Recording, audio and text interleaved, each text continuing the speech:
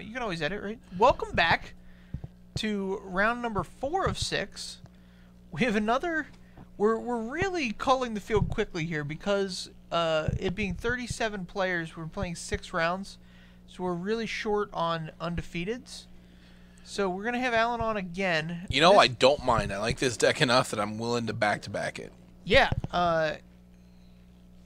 And Chris Green is going to be his opponent playing Sultai Energy. I have not seen Chris Green around. This guy's been in the Cincinnati area for many years. Yeah. But I haven't seen him around lately playing a lot of Magic. So here we are at 3-0 with this Sultai Energy deck. Sure. Yeah, it should be fun. Sultai Energy is a very good deck. It'll be interesting to see how Alan plays against it. So in the last round, he played against the big red deck, which kind of forced him into more of like a controlling role. Uh-huh. Against the Sultai Energy deck, he's going to have a hard time being the control deck. I think he just needs to try and play a mid-range game. And he's definitely capable of that. So right. Let's see how his deck transitions here. Let's see what's up. So here's our look at 7. Some good ones. I don't really see what's in Chris's hand. Plays things pretty close to the vest here, but Swamp on turn 1. Not a good indicator of what you want to be doing. Yep. So here's a Aether Hub. And I think he's going to have him grab one of those big dice. We can see what's going on. 1 energy.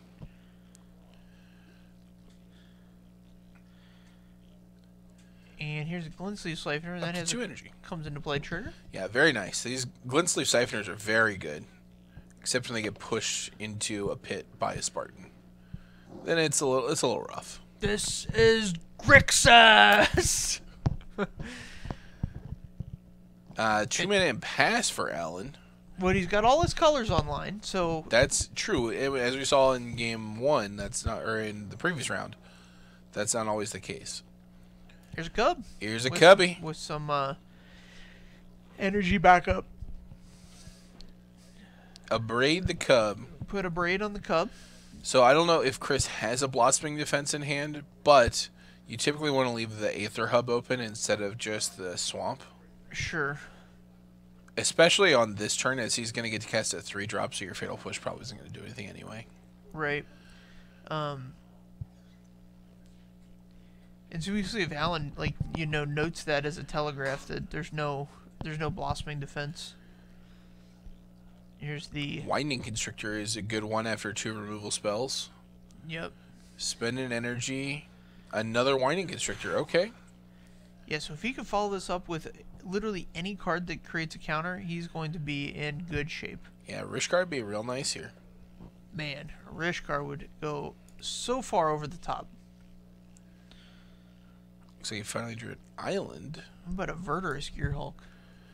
Typically not in these Sultai Energy decks, but I know, it's a good card. I was just thinking of Wild Delusions of Grandeur. Wild Delusions of Grandeur. Okay. Well, let's rein it in a little bit. All right, my bad. My bad. 5 mana. Here's a Scarab God. Yep, this is the Scarab God. So this is going to be tough. Alan has a huge board presence.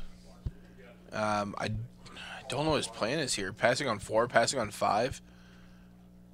Yeah, he's got to have... I mean, you would assume if you're not playing stuff, you have removal spells. And he's not removing anything. Right.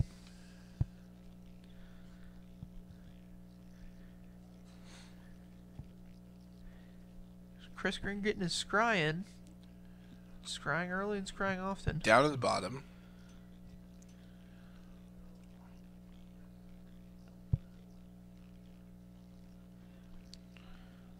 Send everybody. Well, everybody we can. Here's the idiots. Oh, Alan's just taking the 9. Yep, I think Alan's just going to give him the good look. So Chris actually doesn't gain a ton of information here. He knows a couple cards, but I don't think he has, unless he's, you know, watched Alan play some matches. I don't think he's seen what this deck does. Yeah, that was weird. We didn't see anything but a couple removal spells and an Aether Sphere Harvester from Alan. Chris, firing on all cylinders there, got to play everything in his hand. So when you see matches where you don't get to see a lot of your opponent's deck, how do you sideboard? Do you just make assumptions? Just wild judgments. You just shuffle in 15 and It's take like, here we 15 go. random ones off the top? Yeah, that's what we do. No, for Chris, playing the Sultai Energy, assuming he has a pretty standard Sultai Energy sideboard, Yep. seeing red is a pretty good indicator of Glorybringer, so I'd probably bring in the one of Essence Scatter. Okay. I didn't see any targets for my Fatal Pushes, so I'd probably take those out. Sure.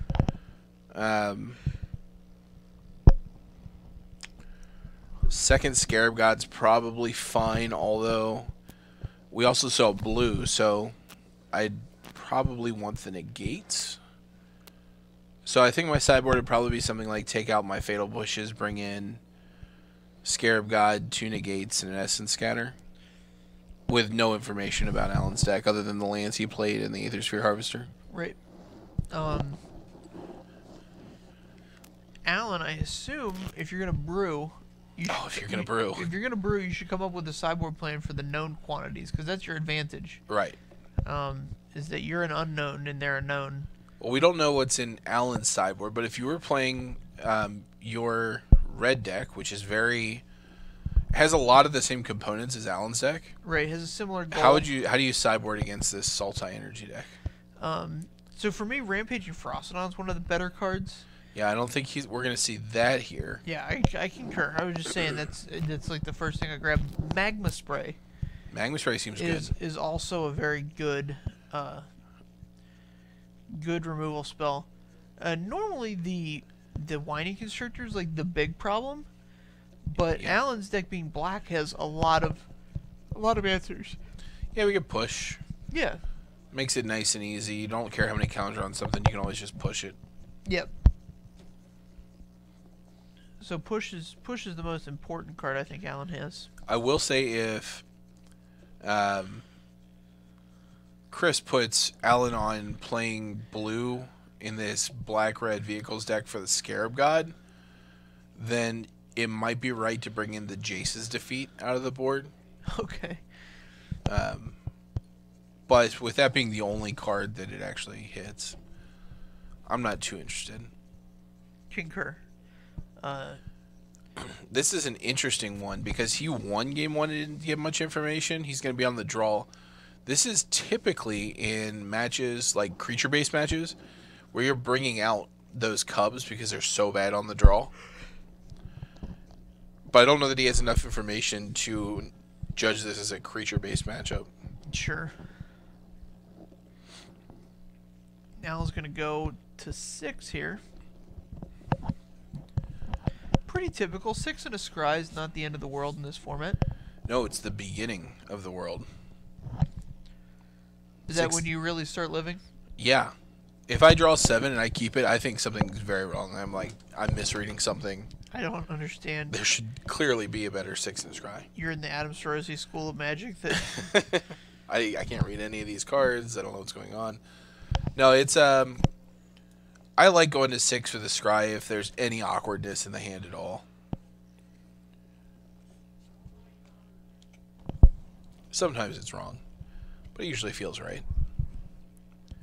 Doesn't look like it's right for Alan.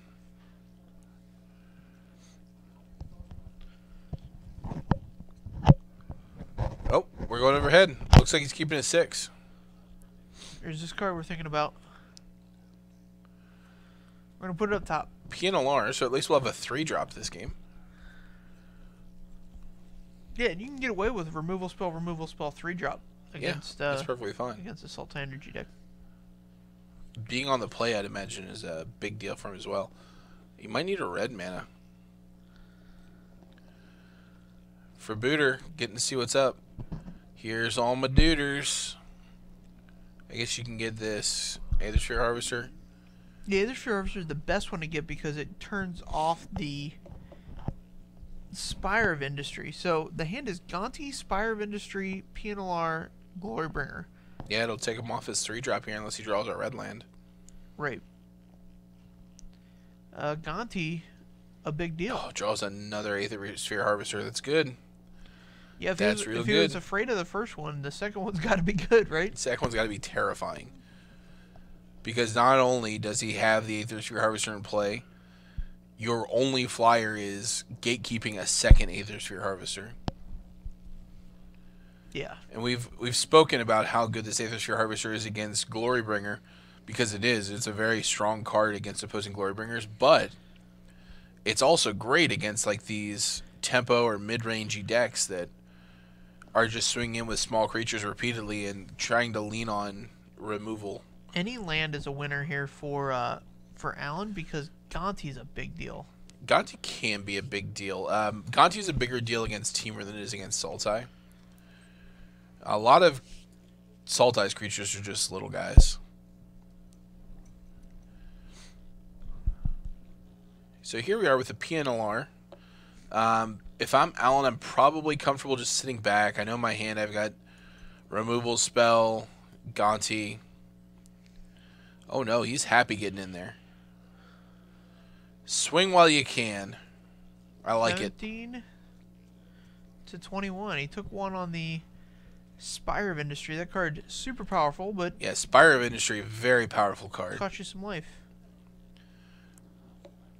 Other way around, Spotter Monkey. The left-hand player, Chris Green, is at 17. The right-hand player, Alan, is at 21. Very good. We did it. This is Magic the Gathering on Top Deck Productions. Welcome to the show. All right. Yeah, for those of you joining us, we're playing a standard PPTQ.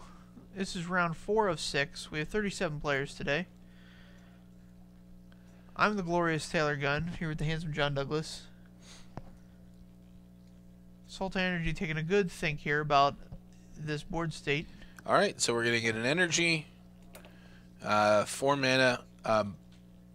One thing out of the Sultai energy deck that could be very strong here is Hostage Taker. Sure. We get to take this. You can take vehicles hostage. I don't know if you're aware of this with Hostage Taker. Yeah, it's creature or artifact. Yeah, and it's a very strong play. Would you because take a vehicle hostage? yeah, normally vehicle decks have smaller creatures Right. that have vehicles that are reliant to crew on. So now he's left with a 2/2 and a 1/1 that don't really do anything. Right. Not being able to cast that right now is a little bit rough because now the Hostage Taker can just get abraded. Yeah. It does have the artifact for the red mana, so that's good.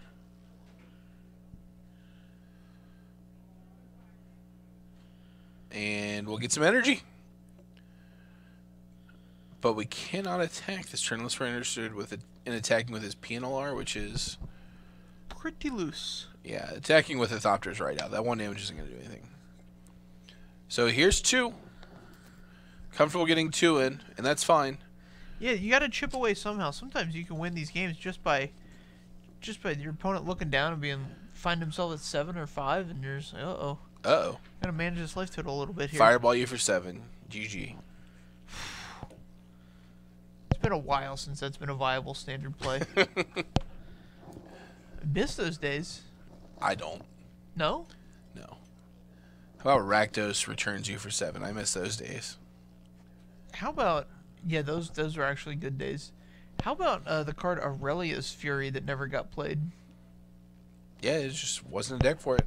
I know. Much like Deck we're card. seeing here with Alan, he's playing all these great cards. Don't normally see play because there isn't really a deck for it. Well, Alan disagrees with you. I'm very happy that he does. So Alan here,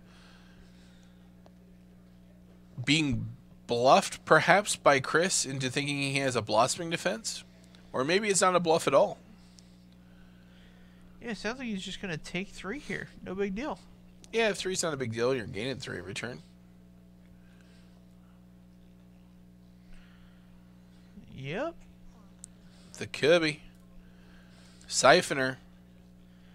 All right, Alan needs to get a little bit of an offense here. He would love a land draw, I'm sure. This deck is full of it. Just got a lot of... Oh, man, no land. He did draw a creature. I believe he has an Gifted Aetherborn in hand. That's probably the play here. So if I'm Alan, I would make a really coy play here. Say go. And then I would have the ability to abrade the Kitesail Freebooter. I think he already abraded. Oh, does he not? Oh, he abraded the hostage taker. The hostage taker. No abrades. Alan rightfully recognizing that if he's not going to be blocking with his Aethersphere Harvester for fear of a Blossoming Defense, he needs to be able to attack with it. Now, this is a card he's very interested in blocking with. Oh, yeah. Very happy to have. Here's a push. Does that leave Chris hellbent? Not anymore. You're going to pay a life. That's good information. It means that you know he didn't have Blossoming. Oh, no, he has a million cards. Yeah, he has a million okay. cards in his hand. Just infinite. But you can see how powerful Aethersphere Harvester is. I mean, when you look at the life totals, Alan's really keeping himself in this game on the back of that card. Oh, absolutely. And a PNLR block on this Rogue Refiner, or I guess it would have to be on this Long Tusk Cub, is the more pressing threat. Yeah, it's still very strong. He burnt up his energy on the Long Tusk, or on the Glint Sleeve. Oh no, because the trigger happened, so you can't block the Long Tusk profitably. Blocking the Long Tusk forces him to use the energy on it instead of drawing a card, which might be relevant, but I guess if Chris has a million cards in, it doesn't matter.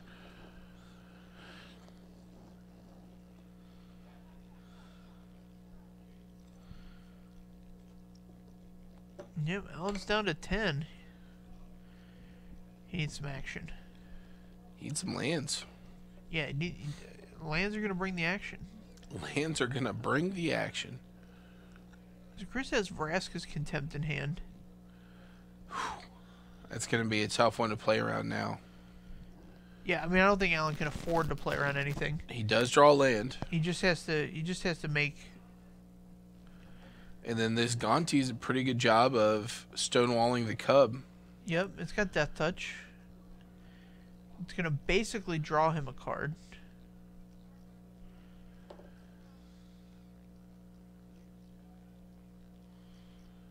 Response to the trigger, I guess.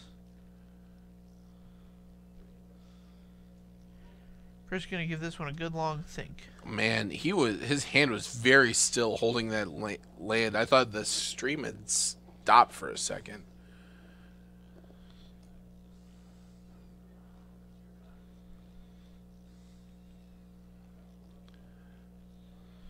Alright, so he pushes the token with an Aether Sphere, or an Aether Hub.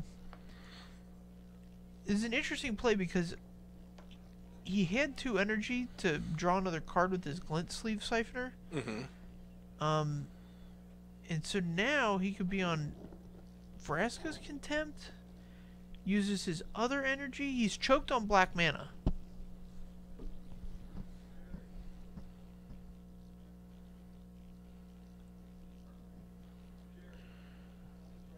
Yeah, and does he have 10 to attack with? 1, 2, 3, 4, 5, 6 to attack with. 6, okay. So a Blossoming Defense and or something that creates some energy. Yeah, Banju's Last Reckoning would be nice. Yeah. I don't know if that card is available in Alan's deck, but it wouldn't surprise me. Man, nothing would surprise me anymore.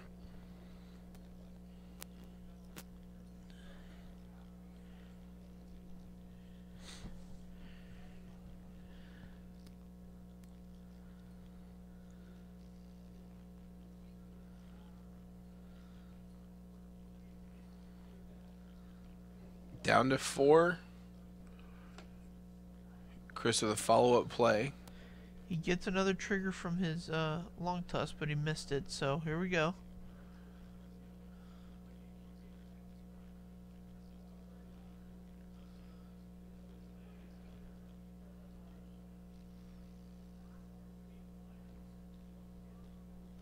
Okay.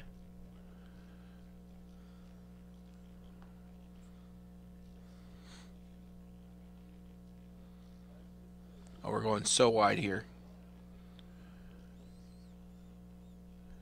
Another long test cub. Come on. Bantu's last reckoning. It's the widest.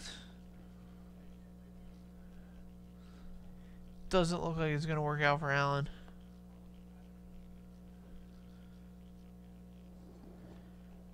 What could it be? I'm like racking my brain trying to... Bantu's last reckoning. That is fantastic. He's done it. Oh, it was off of Chris's deck. Yeah. That's insane. Is that why we were calling for it? Was I outside the loop on that? You were way out of the loop, man. Oh, I hope he has a creature here. If he has a creature here... He has a scavenger. Yeah, he needs to play it. A scrapyard scrounger, rather. Wow, that was awesome.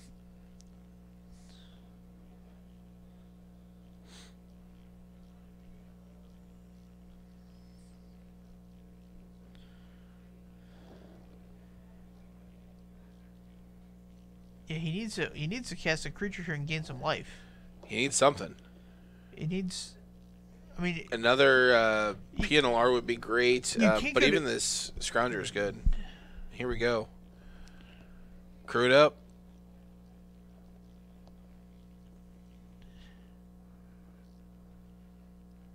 You got to attack. You got to go to 7. But you can't block. Right.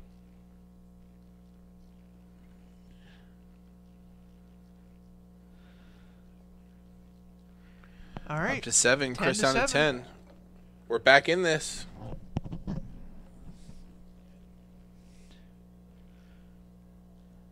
All right. Chris at 12, I guess, from Vraska's Contempt. Is that correct? No? All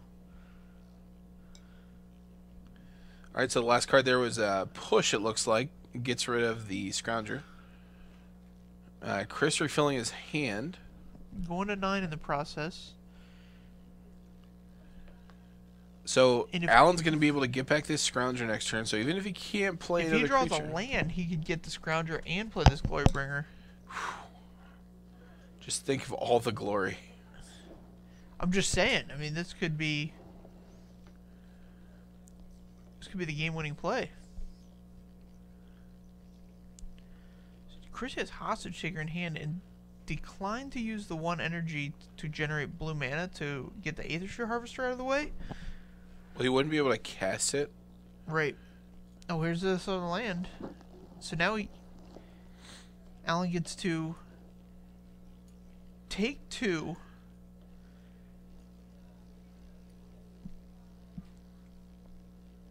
Play Glorybringer. Get back Harvester.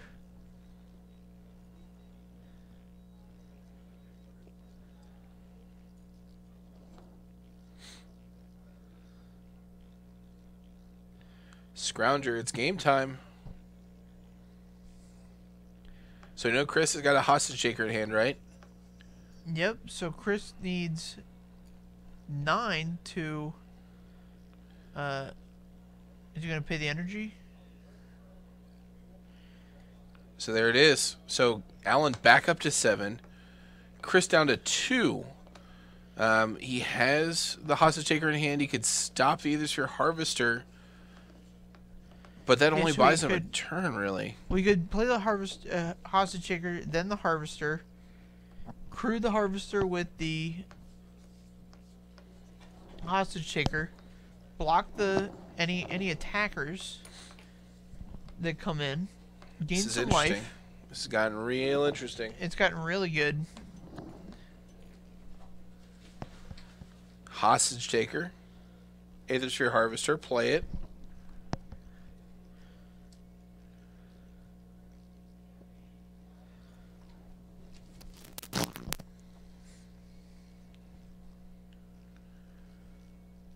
What's the draw here for Alan? What's he got?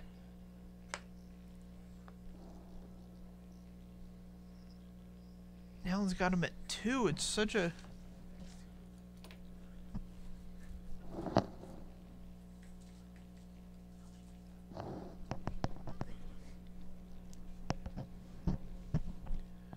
There's got to be... I'm just trying to... I like, can't come up with... Oh, hostage taker, you're a hostage taker. Alan's deck is so nice. Hostage taker, though. That's beautiful. And another harvester. Harvester of his own. Sure. Wow. Alan's deck is so good. It's got so many awesome cards in it. It does. I mean, it has to have the highest density of high impact cards. It's got a lot of sweet ones, that's for sure. You should call it Grixis high. No, you shouldn't. You should high, never say high that. High density, ever. high impact. You should never say that ever if you're a normal human being. Oh my god, if you're... That's game. We're going to game 3. Yeah. Man, Alan really clawed out of that one. Yeah, the Bantu's Last Reckoning out of his opponent's deck was super important. Yeah, that was very nice. Go undrop. Pick that deck up. Undrop. So continue to play in this magic tournament. Like, I didn't go out of my way to bring you a deck. Did not. So we're going back to the sideboard. We got a much deeper understanding of what's going on. Yeah, Chris knows a little bit more about what's going on here.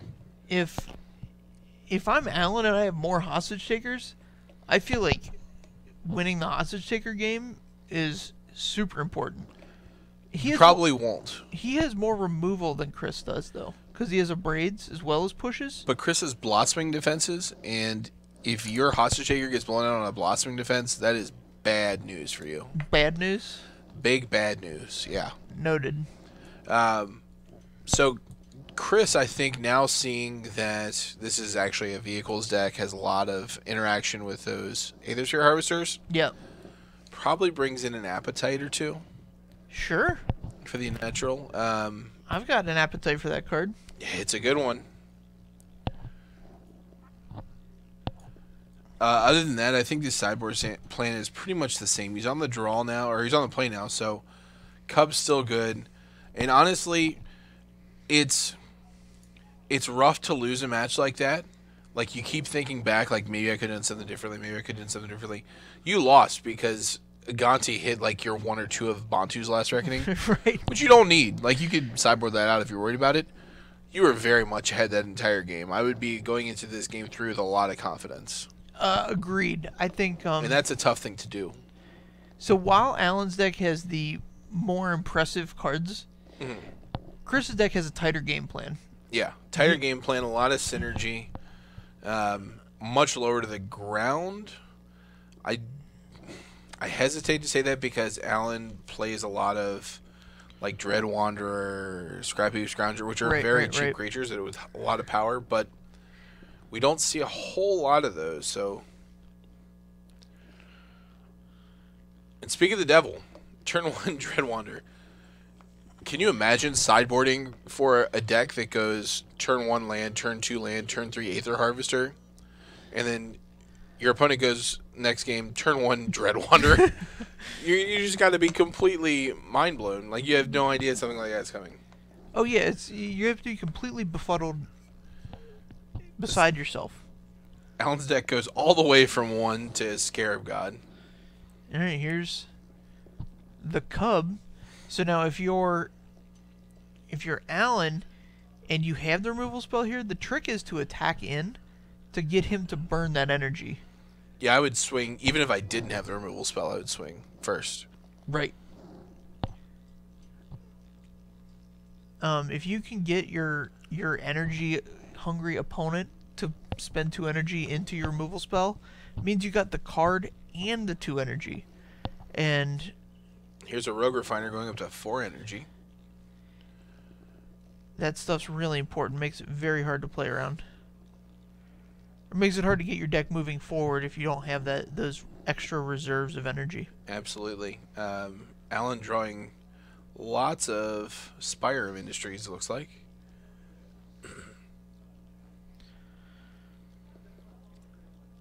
That card's probably one of the... No drop on 3. I would have probably attacked if I wasn't going to play anything here. Yeah, I mean, the card can block, but you don't want to be the one standing around with Chris. You want to be the aggressor here. I concur. Yeah, I would have much rather seen an attack, but... It happens. Here we are. Not sure what's in hand. I saw a couple lands, a few lands even, maybe a Hazoret. Chris making sure this guy can block. It can. Normally those comes back from the graveyard cards can't block. Right. Because it creates, a pretty substantial advantage. Yeah, he's pushed. You got him. Swing for 3. How about I push my own? Yeah. One good push deserves another. Here is a Winding Constrictor. So the push there was very tempting. aggressive. I wouldn't have done it there. You might still push that creature at end of turn, but definitely wait and see what he plays. Yeah, so... Here's a Hazoret. Chris is just like, what's even happening? What is life? How do I lead it? Because I'm facing down Hazarets after Aethersphere Harvesters. I mean, that would be the one challenging thing about playing against this Grixis Vehicles deck. Is I don't know what's going on over there. Yeah. It could be literally anything. Yeah, I'll just take 2 here. Not a big deal. Hazoret coming down next turn. I know he's got at least a land in hand. 3 cards. Hopefully he can cast a couple of them. Here's a Rogue Refiner. So, while Rogue Refiner's in all these energy decks, is really the least concerning of the cards, because it doesn't do anything once it's in play. Like, it gets into play, it draws from the card, it creates the energy, and then it just doesn't do anything after that. It's done. That's its whole trick. Yes, but it's a very important part of this. No, I agree. I'm just saying, once it's on the board, you don't want to overvalue it. Oh, absolutely. I get you. Okay, here's a mountain. That's important. Talk about important cards that hit the battlefield. Mountain's up there. Alan would love to see any artifact. There's an artifact. There is an artifact. Nice. A Bomat Courier. Bomat Courier. Let's see if he's got 2 in hand. He could activate Hazoret at any given moment. Courier gets pushed, which I'm sure he's fine with. Yeah, it was just played to get it out of hand so that we can start blocking with this Hazoret. But I think we're going to see a hostage taker here. Are we going to take the Hazoret hostage? At least for a turn.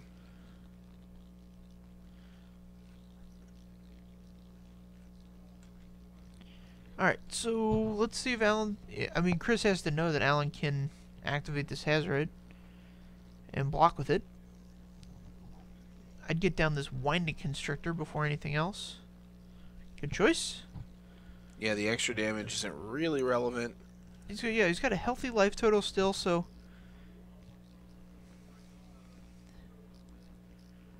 Yep, and Chris wanted to get his red mana tap down, but it doesn't matter. I think he's got the removal spell in hand. Oh, you think so, huh? For this hostage taker. I could be wrong. If he doesn't, it's a big game. We have land and... Oh. Yeah, this isn't not what we wanted. This is not going to end well. Gonna bring back the other Dread Wanderer. You really needed an Abrade, Dragon, anything. Any piece of removal for that hostage taker would be. Now you're in rough shape. Now you're behind. You're behind in this game. All right, Chris has 4 mana. Plays the Hazoret of his own. One card left in hand. Here come the dorks. Troops. 5, 6, 7, 8, 9, 10. Puts him to 5. Yeah, this is not a good place to be. Nope, this game quickly getting out of reach for Alan. You can block a couple guys. If he were to have... Scarab God would be good. Oh, man. That's so, not if gonna you do draw it. these cards in the right order, fantastic because you get to play 1-drop, 2-drop into your Aethersphere Harvester. You get to pressure your opponent significantly. We're seeing here him deck in the wrong order. Yeah. So we're getting a lot of 1-drops and 2-drops late in the game when they're nowhere near as impactful. At least these Dread Wanderers can block, but he only gets 2 there because he does not have the Constrictor anymore, but it's pretty irrelevant. So blocks like this, take 2.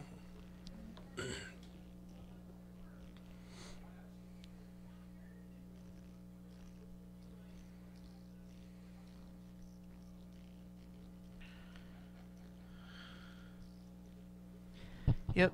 Aethersphere Harvester puts him back in this game, though. Does it? Yeah. So you can cast it, equip it, or crew it, I'm sorry. Didn't draw it in all likelihood. Chris surprisingly willing to trade that off.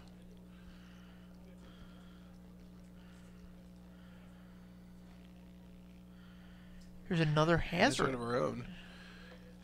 That's not going to be enough. It looks like we're just dead. What do you get to block hazards? Well, you get to activate a hazard too. Chris can't activate hazard. He doesn't have a Aether Hub. There's the Aether Hub. Oh, reasonable. But he cast the Whining Constrictor for some reason when he could have just pitched it at him. Yep, could have won the game. Chose not to.